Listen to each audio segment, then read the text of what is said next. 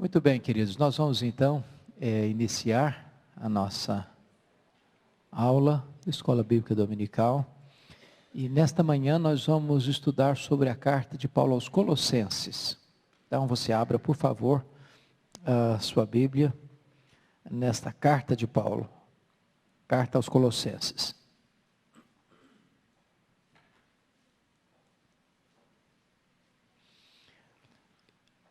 A primeira coisa que precisamos entender é que esta igreja foi fundada no período da terceira viagem missionária de Paulo.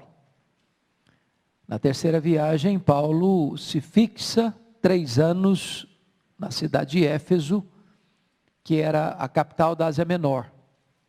Éfeso, que era uma das grandes metrópoles daquela época, com mais de 300 mil habitantes, uma cidade estratégica, e por isso Paulo ficou tanto tempo lá, por ser de fato uma cidade estratégica.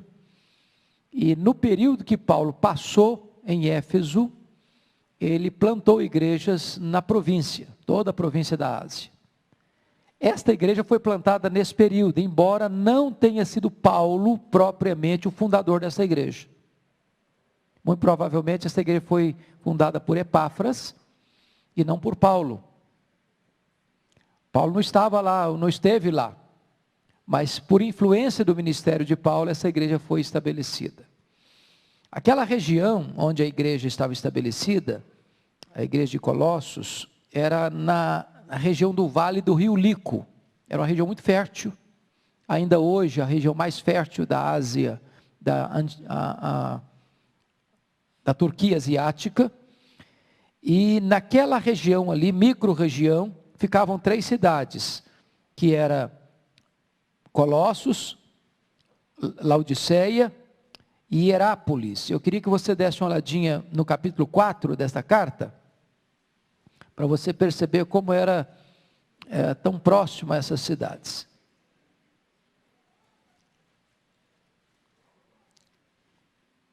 Ele está falando de Epáfras, e ele diz aí no verso 13, de Epáfras eu dou testemunho de que muito se preocupa por vós, ou seja, pelos colossenses, pelos de Laodiceia e pelos de Hierápolis.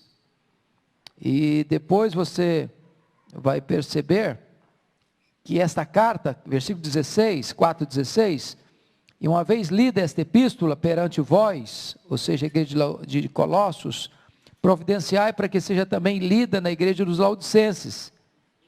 E a dos Laodicenses lede igualmente perante vós. Então era uma micro-região, era uma região metropolitana.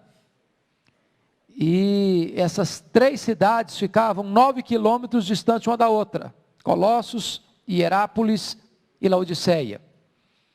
Então Paulo está escrevendo esta carta a esta igreja de Colossos, mas está ordenando que a mesma carta fosse lida na igreja de Laodiceia.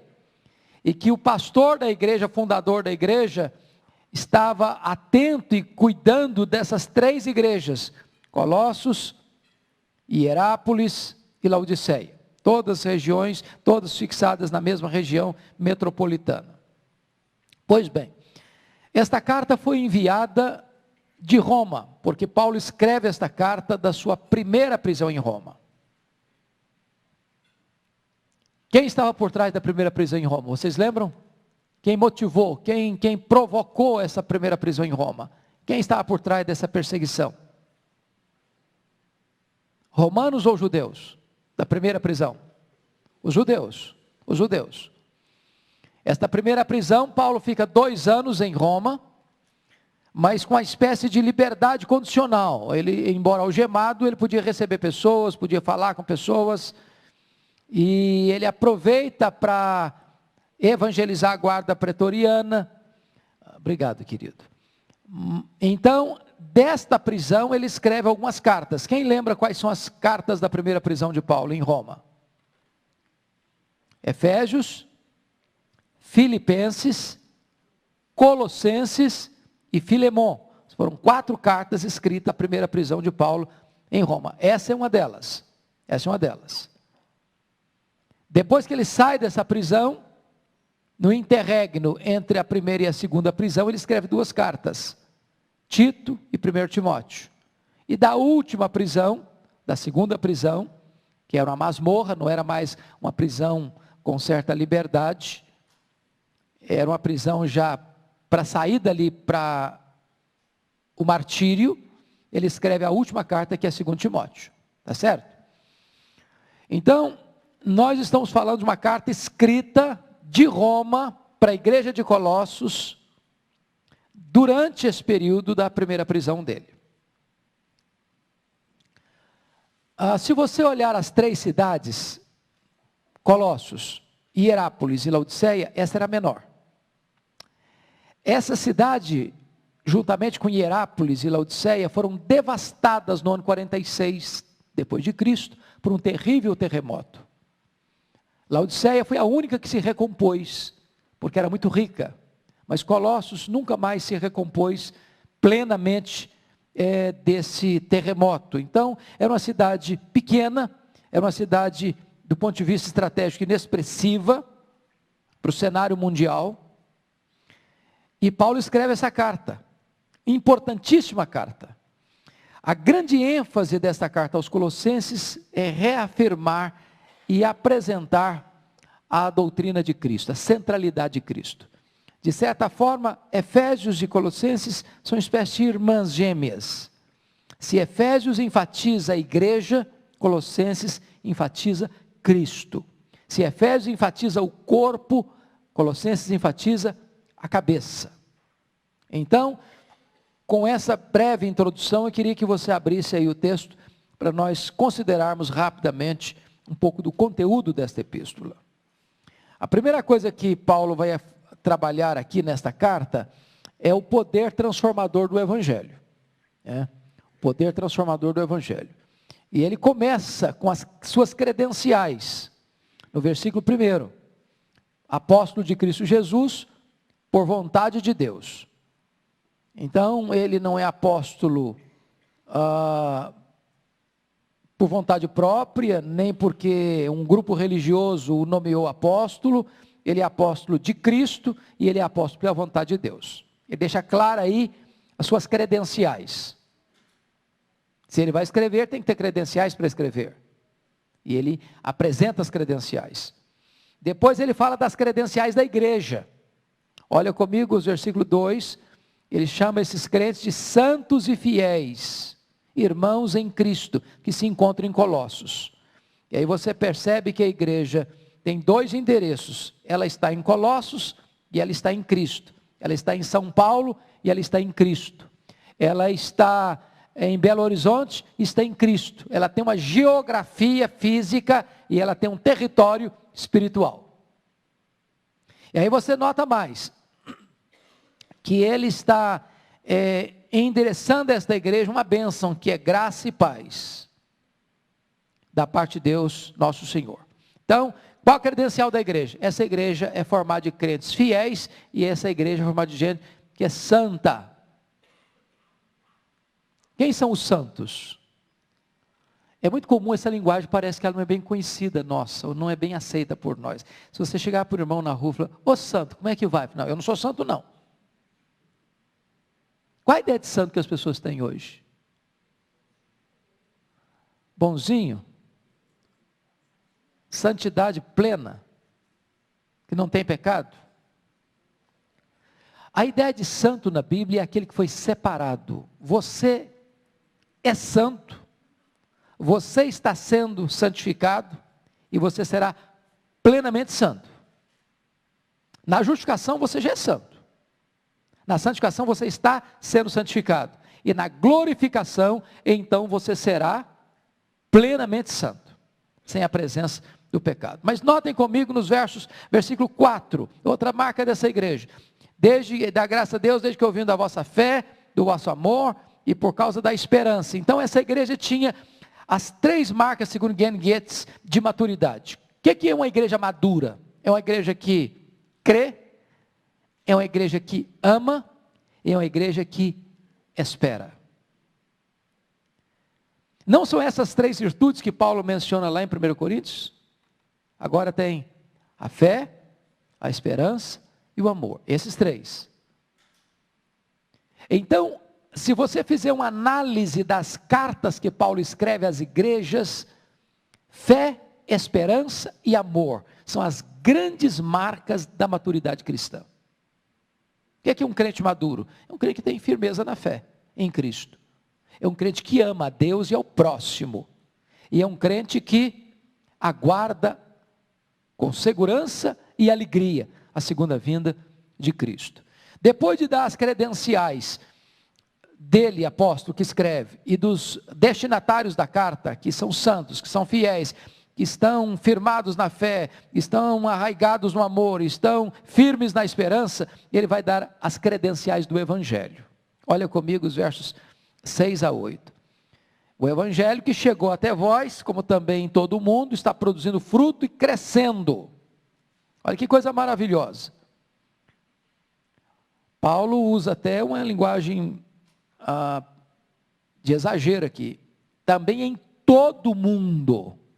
É bem verdade que geograficamente o Evangelho ainda não tinha chegado em todo o mundo detalhadamente. Mas numa linguagem macro, ampla, lata, ele está dando a ideia de que o Evangelho estava se espalhando em todo o mundo. Chegou até vós. E está fazendo o quê? Produzindo fruto e crescendo. E eu acho isso maravilhoso, porque o Evangelho de Deus, irmãos, ele sempre vai produzir fruto.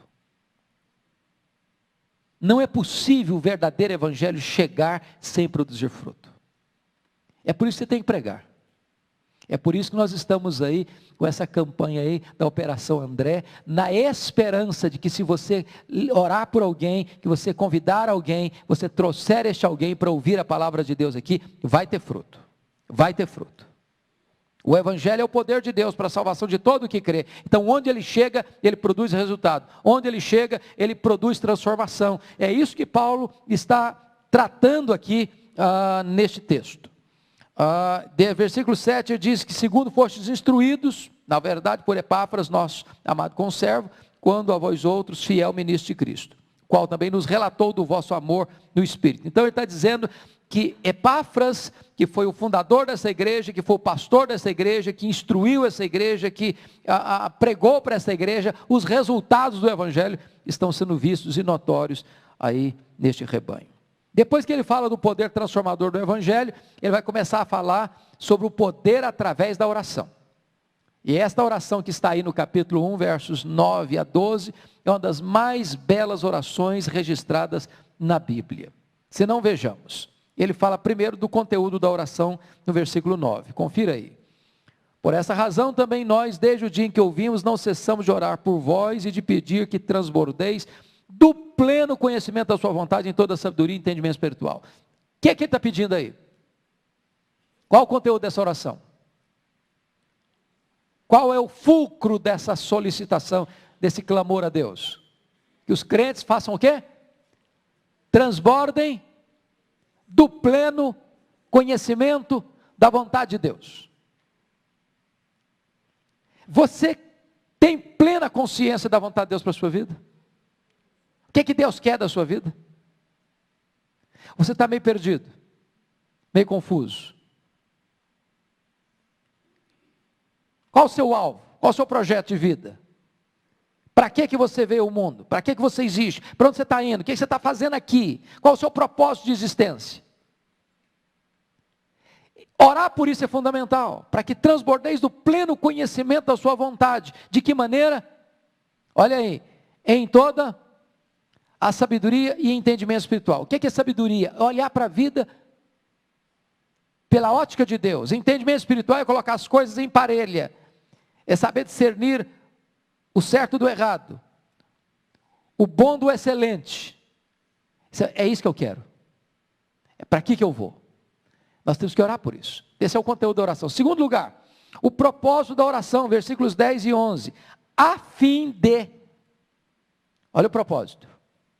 A fim de viverdes de modo digno do Senhor, para o seu inteiro agrado, frutificando em toda boa obra, crescendo no pleno conhecimento de Deus, sendo fortalecidos com todo o poder, segundo a força da sua glória, em toda perseverança e longanimidade e alegria. Então ele está dizendo o seguinte: para que você precisa entender a plena vontade de Deus para a sua vida?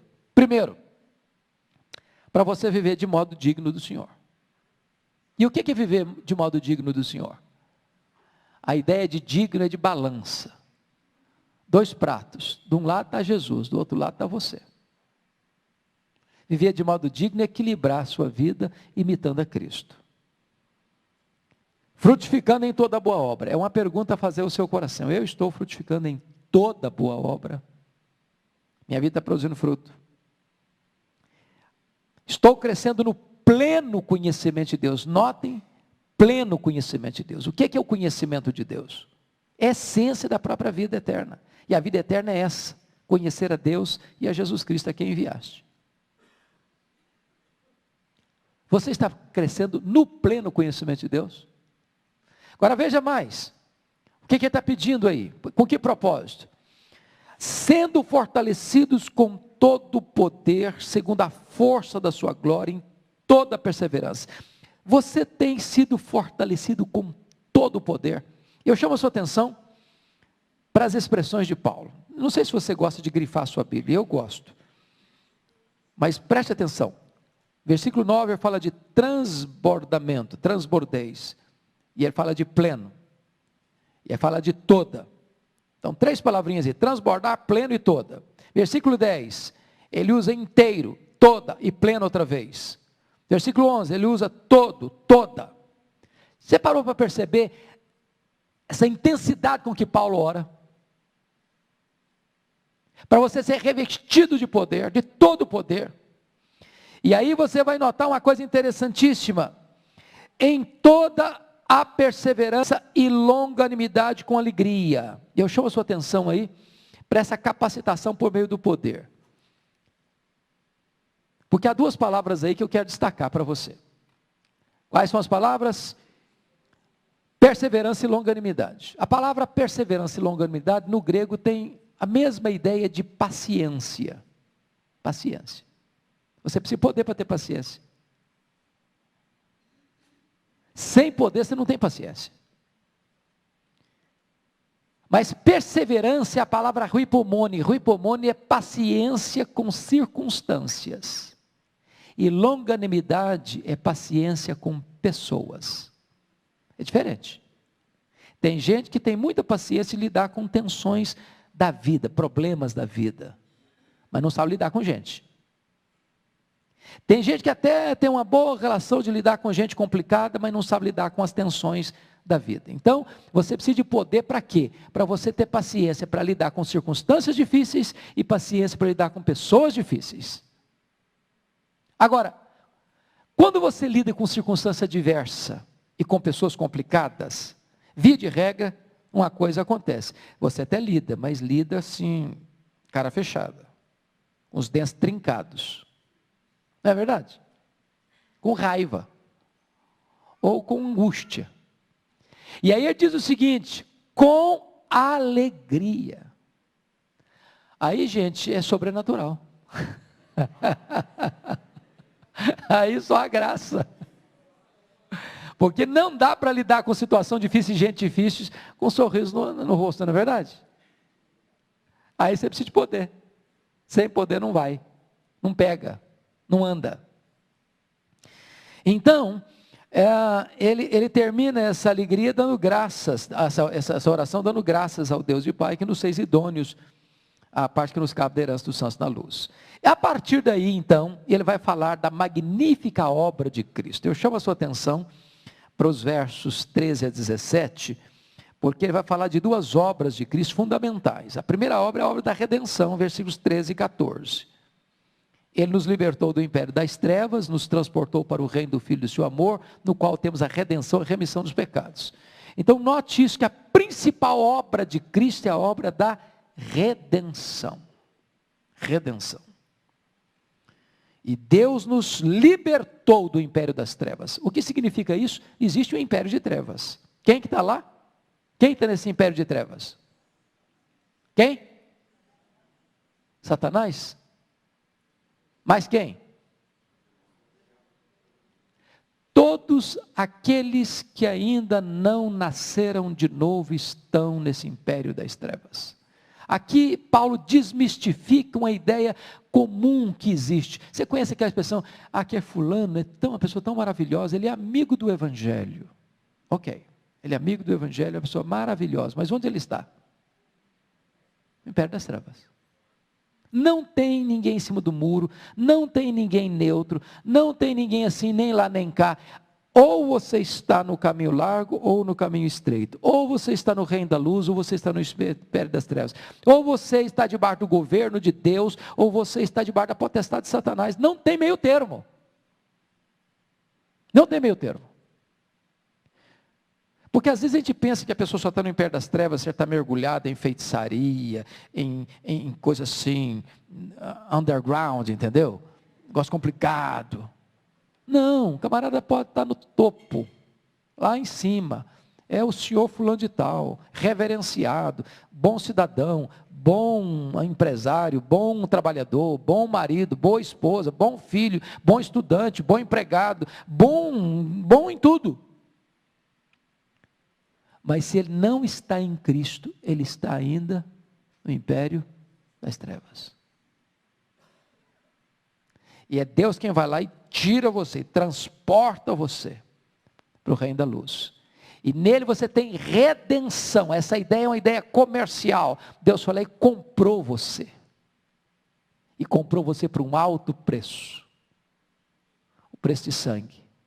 Nele, Jesus, você tem perdão de pecados, remissão de pecados. Essa é a obra da redenção. Mas a partir do verso de número 15 até o versículo de número 17, Paulo vai dizer da obra de Cristo na criação. Olha aí, ele é a imagem do Deus invisível, primogênito de toda a criação, pois nele foram criadas todas as coisas, nos céus, sobre a terra, as visíveis, as invisíveis, tronos, soberanias, principados, potestades, tudo foi criado por meio dele e para ele, ele é antes de todas as coisas, nele tudo subsiste. Não poderia ser mais denso do que foi aqui.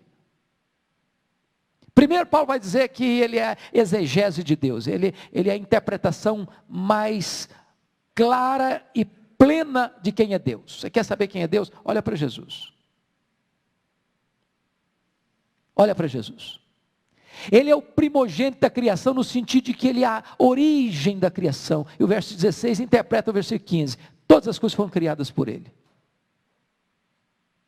Por intermédio dele. Ou seja, ele é a fonte, ele é o executor e mais. Tudo foi criado para ele. Ele é o propósito da criação. Tudo converge nele. Feito por ele, feito para ele. Agora pense comigo nisso. Está lá em 1 de João, carta de João, Evangelho de João, capítulo 1, versículo 3, que tudo foi feito por ele, e sem ele, nada do que foi feito se fez. Pensa no universo. Pensou, não pensou? Qual o tamanho do universo? Você acha que alguma pessoa hoje sabe exatamente qual o tamanho do universo? Ninguém sabe. Sabe sim. Sabe sim. O que já é conhecido hoje. Mas o que é conhecido hoje não é todo o universo. Porque nós ainda estamos descobrindo novos mundos. Se você parar para pensar que já o que foi descoberto, já se afirma que tem mais de 93 bilhões de anos-luz de diâmetro, isso foge, escapa a nossa capacidade de entender. Tudo foi criado por ele. O mundo físico, o mundo espiritual. E criado para ele. E mais, nele tudo subsiste. Sabe o que significa isso? Ele é que mantém tudo isso em funcionamento. Ele sustenta tudo isso. Então, você talvez e eu precisemos hoje, juntos aqui, ampliar um pouquinho as lentes do nosso entendimento de quem é Jesus. A gente pensa em Jesus apenas naquele rabi da Galileia, do carpinteiro de Nazaré, do filho de Maria, filho de José, que caminhou fazendo milagres, morreu numa cruz, ressuscitou e voltou para o céu. Não tem uma visão plena de quem é ele, a glória dele, como criador do universo, como sustentador do universo. Depois de tratar dessa questão da proeminência de Cristo na obra da redenção e da criação, Paulo prossegue nessa argumentação de quem é Cristo, a partir do versículo 18 até o versículo 23, falando das excelências da sua pessoa e da sua obra. Primeiro, ele trata da relação de Jesus com a igreja. Olha comigo aí os versos 18 e 19. Você pode ler comigo 18 e 19? Vamos juntos? Ele é a cabeça do corpo da igreja. Ele é o princípio, o primogênito entre os mortos, para em todas as coisas ter a primazia. Porque aprove a Deus que nele residisse toda a plenitude. Então, ele começa a mostrar que esse Jesus, que criou o universo, por meio de quem temos a redenção, ele é o cabeça. Ele é o cabeça. E mais, ele é o primogênito entre os mortos. Ou seja, houve outras ressurreições antes de Jesus, você sabe disso. Houve ressurreições lá no Velho Testamento, através do ministério de Elias e Eliseu. Houve ressurreições pelas próprias mãos de Jesus, como a filha de Jairo, o filho da viúva de Naim e Lázaro. Mas todas essas pessoas que ressuscitaram antes da ressurreição de Cristo, ressuscitaram e voltaram a morrer. Ressuscitaram com um corpo normal como o nosso, mortal. A primeira pessoa que ressuscita com um corpo imortal, incorruptível, poderoso, glorioso, espiritual, celestial, foi Jesus Cristo. Portanto, ele é o primogênito entre os mortos, tá? Para receber toda a primazia. A partir do verso 19, versículo 20 a 23, ele fala da relação de Jesus com a verdade da reconciliação. Olha aí, por gentileza, o verso 20 a 23. E que, havendo feito a paz pelo sangue da sua cruz, por meio dele reconciliasse consigo mesmo todas as coisas, quer sobre a terra, quer nos céus. A vós outros que eres estranhos e inimigos no entendimento, pelas vossas obras malignas, agora, porém, vos reconciliou no corpo da sua carne. E aqui está algo glorioso, queridos, que o texto está nos informando. E que ele, havendo feito a paz, de que maneira? Pelo sangue da sua cruz. Que tipo de paz foi essa que ele promoveu? Que tipo de reconciliação foi essa que ele produziu? Me ajuda a entender. Quem está se reconciliando com quem aqui? O homem com Deus. Mais o quê? Tem mais ainda. Que outro tipo de reconciliação a morte dele produziu? Reconciliação de judeus e gentios. Havia um muro de separação. Isso é o que Paulo ensina lá em Efésios capítulo 2. Então, quando ele morre na cruz, ele reconcilia, ele quebra a parede, o muro de separação entre os judeus e gentios, e ele promove a nossa reconciliação com Deus, de tal maneira que agora existe uma única igreja, composta de quem? De judeus e de gentios. Ambos pecadores, separados de Deus por causa do pecado, mas agora, por meio do sangue da cruz, judeus e gentios são reconciliados com Deus para formar uma única igreja, um único rebanho, uma única família, um único povo, um único corpo, a igreja do Deus vivo. Pois bem, vamos adiante um pouquinho para olhar agora as marcas do ministério de Paulo, a partir do verso 24. Veja comigo, primeiramente um ministério de alegre sofrimento, olha o versículo 24. Agora me regozijo nos meus sofrimentos por vós, e preencho o resto das aflições de Cristo na minha carne a favor do seu corpo, que é a igreja. Irmãos, um não cristão lendo isso não entende. Me regozijo nos meus sofrimentos por vós. Quem é que se alegra no sofrimento? Ou é insano, ou é a graça. Porque alegrar-se do sofrimento em si mesmo, como é que a gente chama isso na literatura? Masoquismo. Masoquismo não é cristianismo. Ninguém deve se alegrar no sofrimento pelo sofrimento. Isso é doença, não é cristianismo. Mas Paulo está sofrendo pela igreja por um propósito santo, e aí, por causa do propósito santo de promover o crescimento, de promover a santificação dessa igreja, o ensino dessa igreja, o avanço dessa igreja, e ele está preso, está algemado por causa do evangelho, e ele diz, eu me alegro. Eu me alegro nesse sofrimento. Segunda coisa que ele menciona no seu ministério, confira aí comigo, por favor, é um ministério de serviço fiel. Versículos 25 a 27. Da qual da igreja me tornei ministro, de acordo com a dispensação da parte de Deus, que me foi confiada a vosso favor, para dar pleno cumprimento à palavra de Deus. O mistério que estiver oculto dos séculos e das gerações, agora todavia se manifestou aos seus santos, aos quais Deus quis dar a conhecer qual seja a riqueza da glória deste mistério entre os gentios, isto é, Cristo em vós, a esperança da glória. Olha que coisa fantástica, ele está mostrando o mistério do Evangelho. A ele foi confiado isso, e ele transmite isso com fidelidade. E Cristo em você, Cristo em mim, Cristo em nós, é a esperança da glória. Não há expectativa da glória, irmãos, a não ser que Cristo esteja em nós. Esperar a glória sem Cristo em nós é engano, é utopia falsa. Mas mais do que isso, um ministério de zelo pastoral. O verso 28 é um dos versos mais lindos que tem nesta carta. Eu queria que você lesse comigo, por favor. Verso 28. O qual nós anunciamos, advertindo a todo homem e ensinando a todo homem em toda sabedoria, a fim de que apresentemos todo homem perfeito em Cristo. Veja você, todo homem, todo homem, todo homem, num único versículo repetido 3 vezes. Qual o propósito dele? Anunciar e advertir e ensinar. Veja você, anunciar, advertir e ensinar tem a ver com a lida que você tem com a palavra, a fim de apresentar todo homem perfeito em Cristo. E você tem 2 maneiras de entender perfeição. A perfeição hoje, posicional, todos nós somos perfeitos em Cristo. Estamos em Cristo, nenhuma condenação há mais. Mas nós estamos nos aperfeiçoando, ou melhor, sendo aperfeiçoados do ponto de vista do processo da santificação. Mas o projeto dele com o pastor é que todas as pessoas alcancem esta plena maturidade em Cristo Jesus. Finalmente, ele trabalha um ministério de intenso trabalho e oração.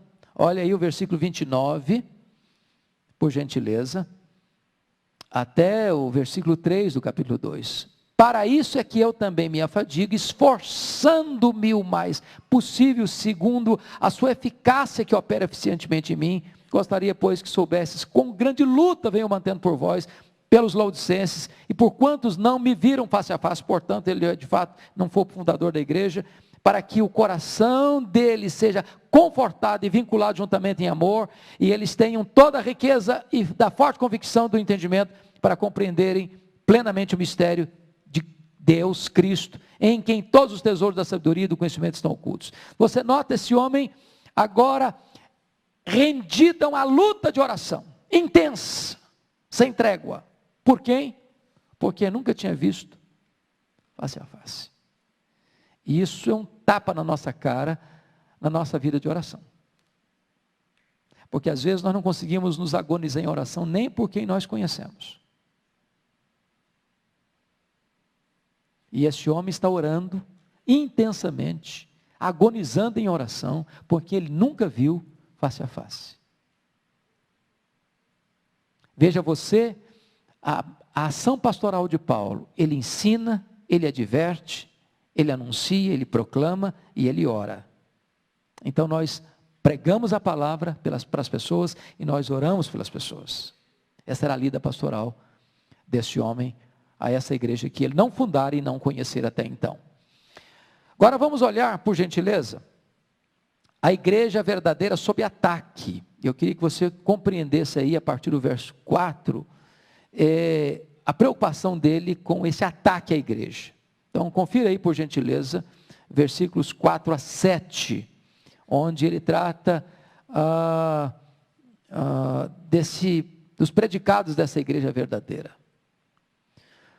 Versículo 4, assim digo para que ninguém vos engane com raciocínios falazes, pois embora ausente quanto ao corpo, contudo em espírito estou convosco, alegrando-me e verificando a vossa boa ordem e a firmeza da vossa fé em Cristo. Ora, como recebestes Cristo Jesus, o Senhor, assim andai nele radicados, edificados e confirmados na fé, tal como foste instruídos, crescendo em ações de graça. Eu chamo a sua atenção para alguns pontos aqui. Essa igreja, ela precisa ficar atenta para os raciocínios falazes. A igreja está bem, está em boa ordem, está firmada na fé.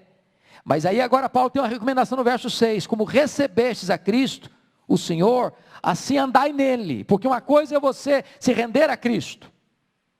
Um dia você atendeu um apelo, ou levantou a mão, ou foi à frente, ou não foi à frente, levantou a mão, aconteceu no secreto do seu quarto, aconteceu enquanto você caminhava na rua, aconteceu enquanto você lia um folheto, enquanto você ouvia uma música, não sei, cada um tem a sua experiência de conversão. Mas uma coisa é você receber a Cristo, outra coisa é você andar nele. Andar nele. E esse andar nele é um processo que começa da conversão e vai até a glorificação. E aí ele vai usar para nós no verso 7 duas figuras, a figura da construção civil e a figura da vida do campo. Radicados fala de uma árvore, edificados fala de um edifício, confirmados na fé, tal como foste instruídos, crescendo em ações de graça. Então, você nasceu de novo, você é crente, você está crescendo, você está sendo fortalecido, está botando raízes fortes, sólidas, está com um bom fundamento na sua fé, cresça. Melhore a sua vida, santifique a sua vida. Você tem que ser um crente melhor hoje do que foi ontem. Amanhã você tem que ser um crente melhor do que está sendo hoje. A sua vida não é zigue-zague, a sua vida é para frente, é para cima, é para o alto, na direção da santificação. Pois bem, dito isto, vamos ver os perigos enfrentados pela igreja. No versículo 4 ele fala para que a igreja tome cuidado para não se enganar com raciocínios falazes. Mas confira o verso 8 agora. Você pode ler o 8 comigo, por gentileza?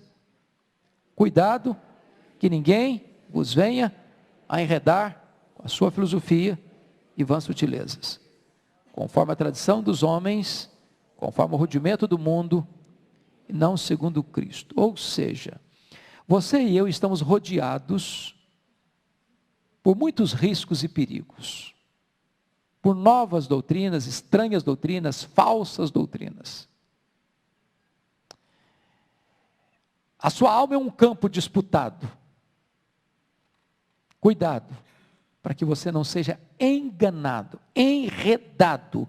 A ideia que ele usa aí é raciocínios falazes. O que é um raciocínio falaz? O que é uma falácia?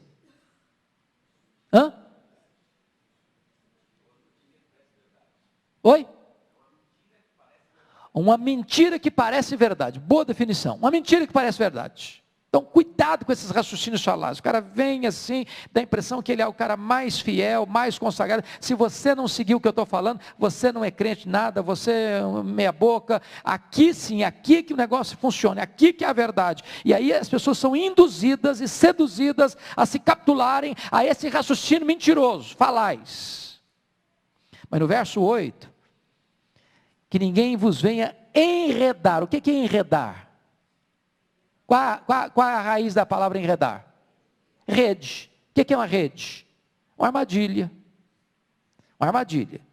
Nos vem enredar com filosofias, com a sua filosofia, vãs sutilezas. O que é sutileza? É um negócio que está lá meio capcioso, né? Não está tão claro, está tão nítido. Então, cuidado com isso. Agora, que doutrinas falsas são essas? Que doutrinas falsas são essas? E aí você vai notar que Paulo vai mencionar aí 3 problemas que atacaram a igreja. Primeiro, o legalismo. Legalismo. Veja, por favor, versículos 16 e 17. Você pode ler comigo? Ninguém, pois, vos julgue por causa de comida e bebida, ou dia de festa, ou lua nova, ou sábados, porque tudo isso tem sido sombras das coisas que haviam de vir, porém o corpo é de Cristo. O legalismo está ligado a datas, a lugares, a cerimônias, a situações de comida, bebida. Então você é espiritual quando? Quando você não toca, você não come, você não faz isso, aquilo. Isso vai gerando uma espiritualidade externa, legalista, formal, Isso produz o que se chama de legalismo. Aí Paulo vai dizer que aquelas coisas eram aqui sombras do que havia de vir. Pensa, vamos pegar um ponto, o sábado. Eu não sei se você, às vezes, as pessoas questionam a sua fé, mas você está errado. Você não guarda o sábado, você está perdido, você não vai para o céu. Não guarda o sábado, está furado. Quebrou a lei, funciona. Aí você vai notar que o sábado cerimonial, ele era sombra do que havia de vir. Cerimônias religiosas lá, sacrifícios, sombra do que havia de vir. Quando a realidade veio, a sombra não existe mais. Aí Paulo diz, cuidado para que essas vãs sutilezas, esses raciocínios falazes, essas interpretações equivocadas da Escritura, porque a Escritura interpreta a Escritura, não leve você para um caminho errado do legalismo. Então, o legalismo é aquele negócio assim, como é que você é crente? Bom, você corta cabelo, você usa brinco, você usa joia, você usa batom, você usa calça comprida, você come carne de porco, você guarda o sábado, você faz isso. Isso é legalismo. Isso não produz espiritualidade em ninguém. Ninguém se torna melhor por fazer ou deixar de fazer. Era isso que os fariseus faziam na época de Jesus. Eles guardavam uma série de regrinhas, mas essas regrinhas tornavam-os ainda piores do que as pessoas que não guardavam as regrinhas. Segundo problema, sincretismo. Olha comigo versículo 18 e 19. Você pode ler o 18 e 19? Vamos juntos? Ninguém se faça árbitro contra vós outros, pretextando humildade, culto dos anjos, baseando-se em visões, enfatuado, sem motivo algum, na sua mente carnal, e não retendo a cabeça, da qual todo o corpo, suprido, e bem vinculado por suas juntas e ligamentos, cresce o crescimento que procede de Deus. Note você que as pessoas protestavam humildade e adoravam os anjos. Não, nós somos mais humildes. Em vez de ficar adorando direto a Deus, que é um ser superior, vamos adorar os seres mais inferiores. Então nós somos humildes, entendeu? Nós queremos menos. Culta os anjos. Ô, irmãos, hoje tem tanta coisa na igreja. Eu conheço igreja que o pregador vai, senta nessa cadeira, pula essa, aí outra pessoa senta nessa e nessa. Essa aqui pula. Sabe por que pula? Porque aqui o anjo está sentado. Essa é do anjo.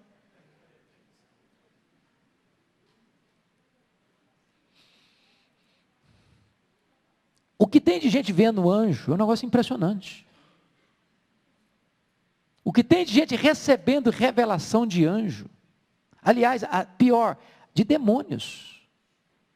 Quando você lê as obras de Rebecca Brown, por exemplo, que trabalha essa questão de batalha espiritual, o que ela cita de demônio que revelou isso, que revelou aquilo, que revelou aquilo, que revelou aquilo outro, é uma loucura. E isso adoece as pessoas. Esse sincretismo adoece as pessoas. A pessoa começa a ver demônio em qualquer coisa. Dá um tropeção na rua, arranca a cabeça, a unha do pé, do dedão lá, é o demônio. Pneu do carro furou, é o demônio. Chegou atrasado, meia hora, é o demônio do atraso. Aí o cara xinga, o cara no trânsito, ele dá um palavrão, falou, o demônio me levou a xingar. E aí pronto, a pessoa começa a viver em função disso. Um misticismo completo. Sincretismo religioso hoje, na igreja evangélica, do copo da água em cima do rádio. Eu não sei se você já fez isso, eu de vez em quando faço para me testar. Eu vou ligar, vou ficar 5 minutos sem tirar do canal para ver. Eu não consigo ficar 5 minutos, eu fico com raiva, irrita. Agora nós vamos orar, você vai botar o seu copo d'água em cima da televisão, porque você vai beber essa água, e a vitória vai chegar, e o sucesso vai chegar, e aquela água, eu falei, mas de onde o cara tirou isso, meu Deus do céu? Exclui completamente a obra de Cristo, exclui completamente a obra do Espírito Santo, exclui completamente a palavra de Deus, e aí caminha com uma outra estrada alternativa do misticismo, do sincretismo religioso. Está presente mais aí. Terceiro problema que atacava a igreja era o ascetismo. Olha o versículo 20 comigo, e versículo 21. Se morrestes com Cristo para os rudimentos do mundo, Porque, como se vivesseis no mundo, vos sujeitais a ordenanças, não manuseis isso, não proves aquilo, não toques aquilo outro. A ideia é a seta, ou ascetismo. O que é o ascetismo? Quem lembra aí das origens lá do ascetismo? Como é que começa isso?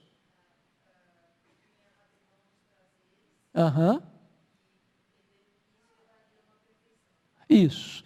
A ideia de que você, para ser santo, você tem que se privar dos prazeres. Aliás, aqui começam os mosteiros, tem que se privar da vida familiar, se privar da vida conjugal, se privar dos relacionamentos e mais. Agora você vai se privar também das delícias da vida. Comida boa, entendeu? Tem que privar disso. A vida sexual, priva porque se é prazer não pode. Estou falando de vida sexual no casamento, viu gente? Fora do casamento não pode mais não. Aí o que acontece? A espiritualidade passou a ser, não toques, não proves, não comas, não bebas, não faça. Entendeu? É a espiritualidade do não. Você tem um grande não na testa. Então isso passou a ser conhecido na igreja evangélica. O que é um crente? O cara não fuma, não bebe, não dança, não adultera, não joga, não sei mais o que, não sei mais o que. Não. E ser crente tem um grande não na testa. E eu não estou dizendo que ser crente possa fazer essas coisas erradas, não. Pode não. Mas ser crente não é negatividade, ser crente é positividade sobre tudo. É claro que tem um aspecto negativo, tem. Nós vamos olhar isso daqui a pouquinho. Ser crente é você não fazer algumas coisas. Ser crente é você fazer outras coisas. Mas você não pode ser entendido como um cristão por aquilo que você deixa de tocar, deixa de usar, deixa de fazer. Isso é ascetismo e não cristianismo. Muito bem. Agora, a partir do capítulo 3, se você perceber, Paulo vai tratar das evidências da verdadeira conversão. E se você notar, ele vai falar que uma pessoa pode saber se ela é convertida mesmo quando ela deseja as coisas do céu mais do que as coisas da terra. Você pode ler o verso 1 e 2 comigo? Vamos juntos? Portanto, se fostes ressuscitados juntamente com Cristo, buscai as coisas lá do alto, onde Cristo vive, assentado à direita de Deus. Pensai nas coisas lá do alto, e não nas que são aqui da terra. Você quer saber se um cara é convertido? Pergunte, onde está o coração dele? Não é o que Jesus Cristo ensinou? Onde estiver o teu tesouro, aí estará o teu coração. Uma pessoa não convertida não pensa no céu. Ele não busca o céu. Aliás, uma pessoa não convertida não vai nem se sentir bem no céu, porque não é o ambiente dele. Não é verdade? O que está lá nunca agradou o coração dele. Tem gente que pensa que a morte é um varinho de condão. Não. Ninguém morre ímpio e ressuscita santo. Então você quer saber se você é convertido? Passa essa régua em você mesmo. Passa o prumo em você mesmo. Pergunte aí o seu coração, onde está o seu prazer? O que empolga você? O que traz brilho para os seus olhos? Onde está o seu tesouro? Onde está a sua pátria? Para onde você direciona os seus pensamentos? Qual é o endereço das suas buscas mais profundas? É lá no alto? Ou as coisas aqui da terra?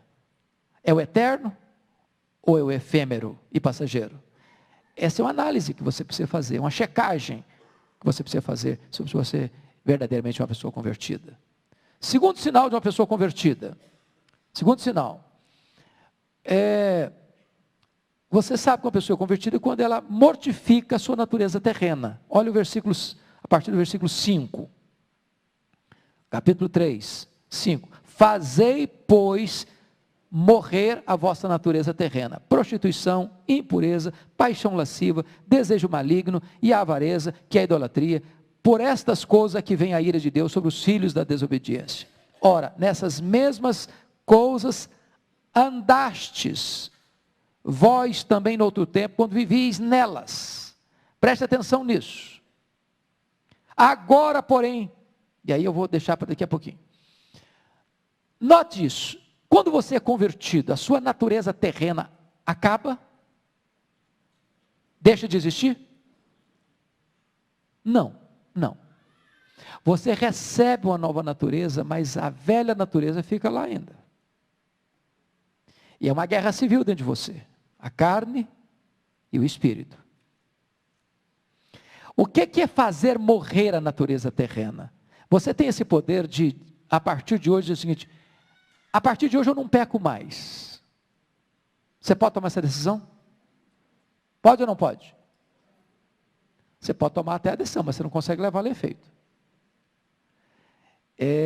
Existe um segmento na história da igreja que advogou a santificação plena aqui nesta vida. E as pessoas se frustram muito.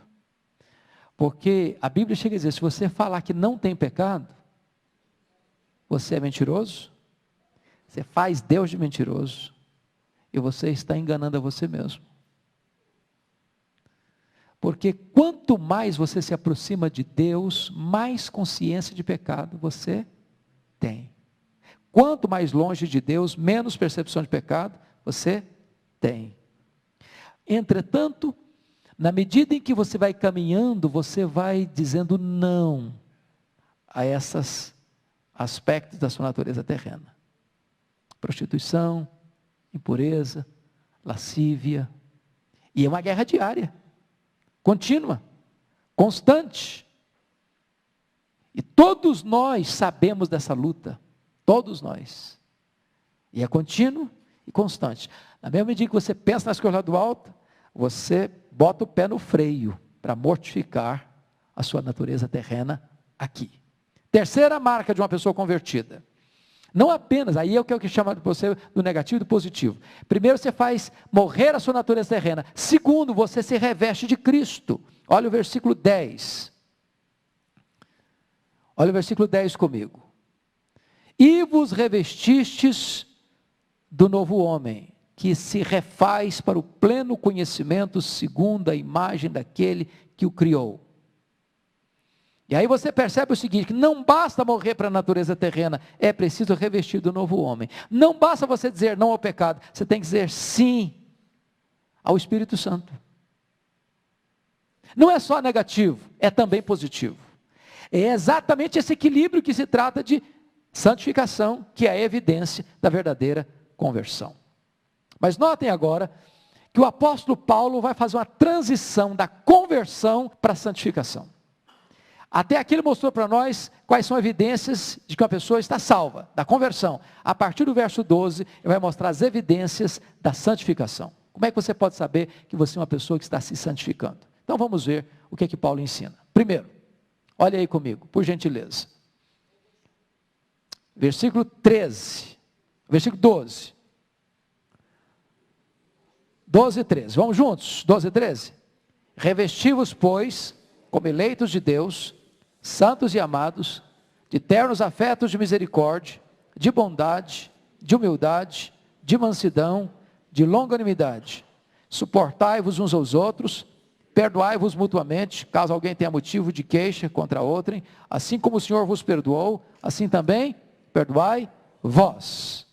Então, eu queria chamar a sua atenção para a ideia do revestivos. Pensa num guarda-roupa, pensa em cabides.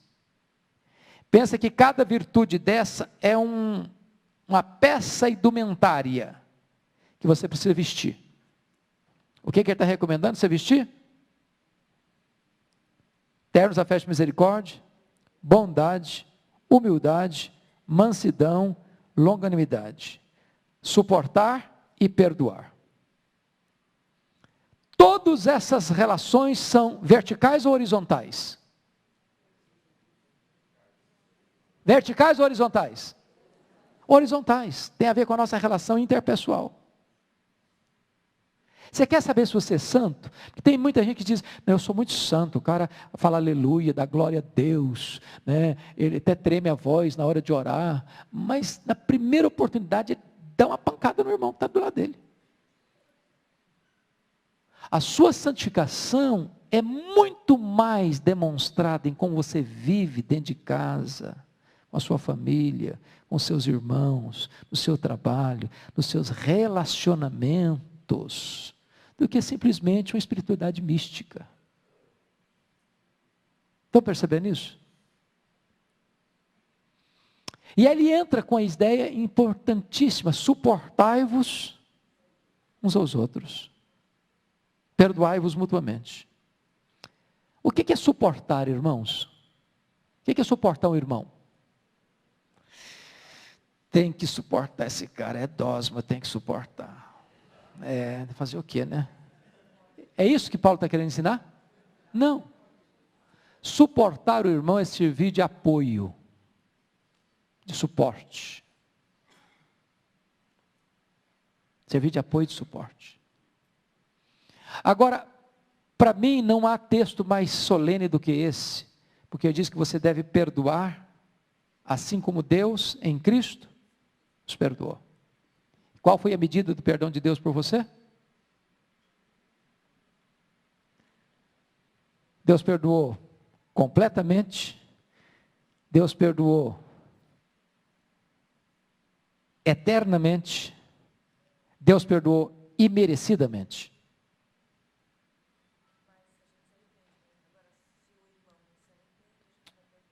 É uma boa pergunta. Eu devo perdoar se a pessoa não se arrepende? Sim ou não? A pergunta exige isso. O ponto básico é este. O perdão de Deus está fundamentado no nosso arrependimento. Deus nos perdoou completamente, eternamente, mas sem merecimento. Esse que é o ponto. Agora, nas nossas relações interpessoais, o não perdão implica numa mágoa, numa dor que fica. E o perdão, às vezes, precisa ser melhor dizendo, o perdão às vezes precisa ser iniciado, não pelo ofendido, não pelo ofensor, mas pelo ofendido. O que eu quero dizer com isso? Uma pessoa machucou você. O que é natural? E quem machucou você, procurar você. Não é certo isso? Não é o normal? O devedor procura o credor. O transgressor procura aquele que recebeu a agressão, a transgressão. Entretanto, mesmo que o agressor não procure você, você pode procurá-lo. E mesmo que ele não se arrepende, você pode perdoá-lo, no sentido de arrancar do seu coração esta farpa que envenena a alma. Eu vou dar um exemplo para você. Pessoal, no dia 2 de agosto de 1982, o primo primeiro da mulher do meu irmão, o assassinou. Matou meu irmão com 11 golpes de faca. Ele nunca demonstrou arrependimento. Ele nunca me pediu perdão, nem a minha família. Mas o primeiro gesto que Deus me levou a fazer foi perdoá-lo. Por uma razão simples. Se eu não perdoasse, a minha vida seria um inferno. Se eu não perdoasse, eu não poderia ser pastor. Se eu não perdoasse, eu teria adoecido. Então, há momento em que o perdão precisa ser unilateral. Quando a outra pessoa não quer, ou não pede, você perdoa, para que você fique livre. Agora, o ponto aqui de Paulo é outro. Assim como Deus em Cristo. Porque, pensa comigo nisso, se Deus um dia chegasse para mim e falou, olha, até hoje eu aguentei, mas se você tropeçar de novo, está arriscado.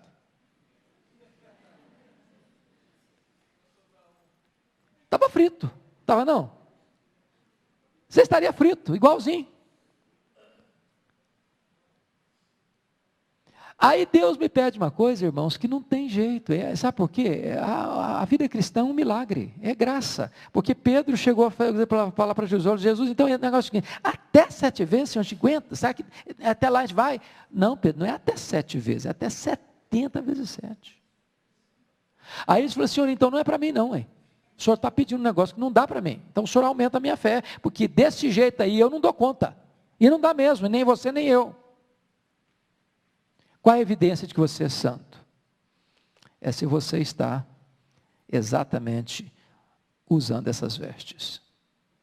Mas eu gostaria de concluir, indo para você, para as relações. Como é que Paulo trata, eu tenho mais 10 minutinhos, aí Paulo diz o seguinte, que as relações humanas na família e no trabalho. Paulo vai tratar aqui de uma forma mais sucinta as relações que ele trabalhou melhor lá em Efésios capítulo 5, a partir do verso 22, até o capítulo 6, versículo 4. E ele trata da relação da esposa com o marido, versículo 18. Esposa sendo submissa ao próprio marido, como convém no Senhor. Note que submissão não é a gênero, não é a submissão do elemento feminino ao masculino, não é inferioridade. Ele diz que a mulher é sujeita ao seu próprio marido e não a qualquer homem. Versículo 19, maridos, amai a vossa esposa e não a trateis com amargura, ou seja, o marido não pode ser casca grossa, ele não pode ser duro no trato. Depois ele trata dos filhos, em tudo obedecer a vossos pais, pois fazer é grato diante do Senhor, a obediência dos filhos aos pais. O verso 21, pais, não irriteis os vossos filhos para que não fiquem desanimados, ou seja, pai tem que temperar disciplina com encorajamento. Pai que só encoraja, mãe que só encoraja e nunca disciplina, nunca diz não, cria filho mimado. Pai e mãe que só diz não, cria filhos revoltados, amargurados. Depois disso ele trata, notem comigo, dos servos, o papel dos servos. Servos, obedecem em tudo a vosso Senhor segundo a carne, não servindo apenas sob vigilância. Olha que coisa fantástica para a vida aí de trabalho. Você acha que tem funcionário crente hoje que ainda trabalha só quando está sendo vigiado? Cochilou, o cara faz corpo mole? E aí ele vai tratar do patrão. Capítulo 4, verso 1. Senhores, tratai os servos com justiça e com equidade, certos de que também vós tendes Senhor no céu. Olha, você é patrão aqui, mas você tem patrão lá em cima. Então, trate bem seus empregados. Veja você que o cristianismo, ele regulamenta todos os setores da nossa vida. E aí eu quero concluir com o último ponto, que é você buscar as primeiras coisas primeiro. E a primeira coisa primeiro que você tem que buscar, está aí a partir do versículo 2, 4:2. A oração, perseverai na oração, vigiando com ações de graça. A oração intercessória, suplicai ao mesmo tempo também por nós. Olha aí, por gentileza, o versículo 5, que texto maravilhoso. Portai-vos com sabedoria com os que são de fora, aproveitai as oportunidades. Tem gente que é pedra de tropeço. Ele vai abordar uma pessoa não crente, lá no trabalho dele, ele sai com um palavrão, conta piada imoral, e aí depois já fica sem jeito de falar, vamos para a igreja comigo? Eu queria te convidar para você ir lá na nossa igreja, tem um culto evangelístico. Mas você é o cara mais boca suja aqui do escritório, que negócio é esse? Como é que vai fazer? Então você tem que saber portar com sabedoria. Aproveitar a oportunidade é o seguinte, aproveita, deixa para falar de Jesus. Às vezes as pessoas estão aflitas lá no seu trabalho, chama a pessoa no cantinho, olha, posso orar por você? Se não puder orar ali no trabalho, para ser o ambiente não é favorável, e às vezes nem permite, vocês olham, eu me comprometo a orar por você, aproveita a oportunidade. Olha aí, versículo 6, que coisa fenomenal. A vossa palavra seja sempre agradável, temperada com sal, para saber como responder a cada um. Sabedoria na comunicação.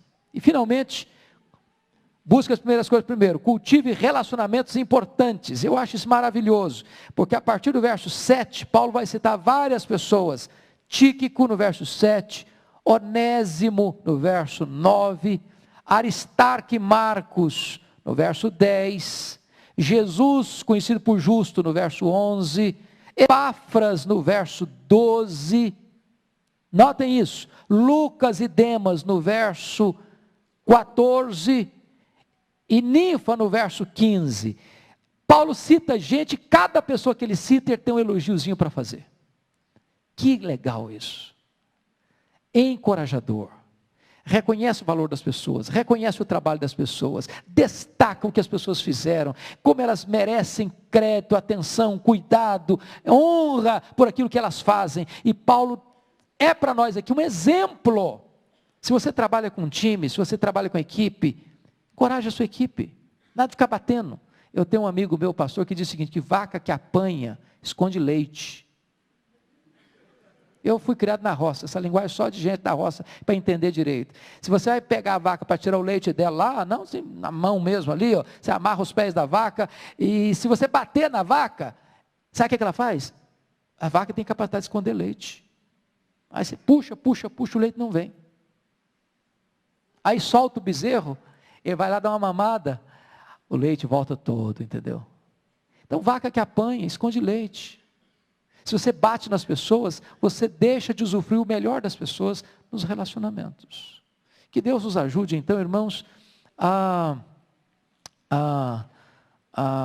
observar esses textos dessa importante epístola e tirar daqui ferramentas preciosas para o nosso crescimento espiritual.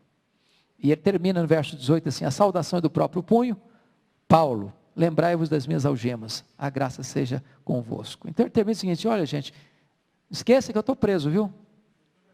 Estou escrevendo essas coisas bonitas para vocês aí, encorajando vocês, eu estou aí animado, pregando essas coisas lindas para vocês, esqueça de mim não, viu? Eu estou aqui nessa algema aqui, então vocês não, pensem em mim um pouquinho. Deus ajude vocês. Vamos orar.